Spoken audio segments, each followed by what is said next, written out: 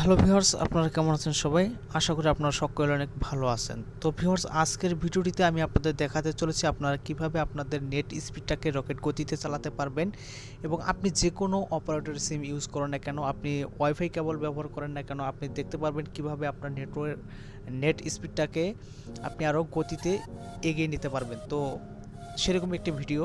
তো ভিডিওটি শুরু করার আগে ফর এক্সাম্পল খুব ছোট্ট একটি রিকোয়েস্ট, আপনি এই মুহূর্তে যে ভিডিওটা দেখতেছেন ওই ভিডিওটার নিচে দেখতে পারবেন এরকম লাল কালার একটা সাবস্ক্রাইব বাটন আছে। জাস্ট এই বাটনটাতে একবার ক্লিক করবেন অ্যান্ড দেন ক্লিক করার পর এখানে পাশে আসা নোটিফিকেশন বেল আইকনে ক্লিক করে অল সিলেক্ট করে দেবেন এবং ভিডিওটিতে অবশ্যই একটি লাইক করবেন এবং এখানে কমেন্ট বক্সে এসে জাস্ট আপনি একটি কমেন্ট করে দেবেন গুড ভিডিও, নাইস ভিডিও লিখে। তো বন্ধুরা, তো আজকে আমি যে ভিডিওটা দেখাতে চলেছি আপনাদের এখানে আপনারা যে নেট ইউজ করেন বা ওয়াইফাই ইউজ করেন, তো সেটা কত স্পিডে চলতেছে বা কত এমবিপিএসে চলতেছে, কত কেপিএসে চলতেছে, তো সেটি আপনারা দেখতে পারবেন। আপনাদের হাতে থাকা স্মার্টফোনটি যদি 5Gও হয়ে থাকে, তো আপনারা 4G তো দূরের কথা 3G নিয়ে টানাটানিতে পড়ে থাকতে হয়। তো এরকম একটি স্পিড, তো এর জন্য সিম্পলি আপনারা চলে যাবেন আপনাদের ফোন থেকে সেটিংস অপশনে। তো আমি আপনাদের যেভাবে দেখাবো সেমভাবে আপনাদের দেখতে হবে। জাস্ট এখানে সেটিংস অপশনে চলে আসবেন অ্যান্ড দেন আসার পর এখানে দেখতে পারবেন যে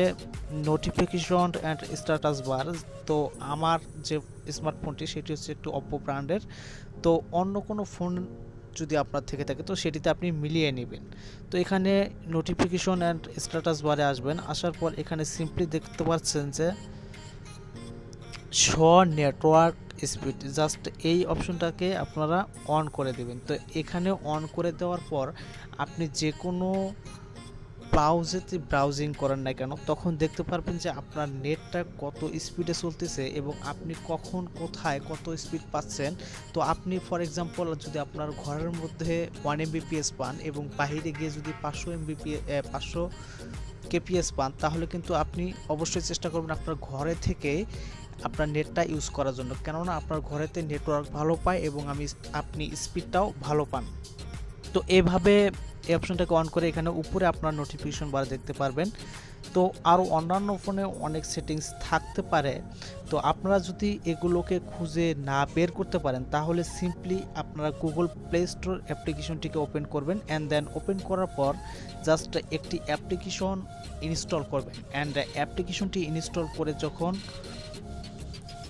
আপনারা এখানে সার্চ বারে লিখবেন নেট স্পিড মিটার, জাস্ট এই অপশনটা এই লেখাটা লিখে সার্চ করে অ্যাট ফার্স্ট যে অ্যাপ্লিকেশনটা চলে আসবে দেখতে পাচ্ছেন ইন্টারনেট স্পিড মিটার, জাস্ট এই অ্যাপ্লিকেশনটাকে আপনাদের ইনস্টল করতে হবে। তো ইনস্টল করে যখন ওপেন করবেন, ওপেন করার পর এখানে আপনাদের কোনো প্রকার কাজ করতে হবে না। তো দেখতে পাচ্ছেন আমার ফোনের সেটিংস অপশনে গিয়ে আমি যে নেটওয়ার্ক স্পিডটা চালু করলাম তো সেটা ডিফল্ট হিসেবে আছে এবং এই যে অ্যাপ্লিকেশনটির মাধ্যমে নেটওয়ার্ক স্পিডটা চালু করলাম তো এখানেও দেখতে পাচ্ছেন যে এটা কিন্তু 0 কেপিএস হয়ে আছে। তো সিম্পলি আপনারা এইভাবেই ডাউনলোড করে দেখতে পারবেন।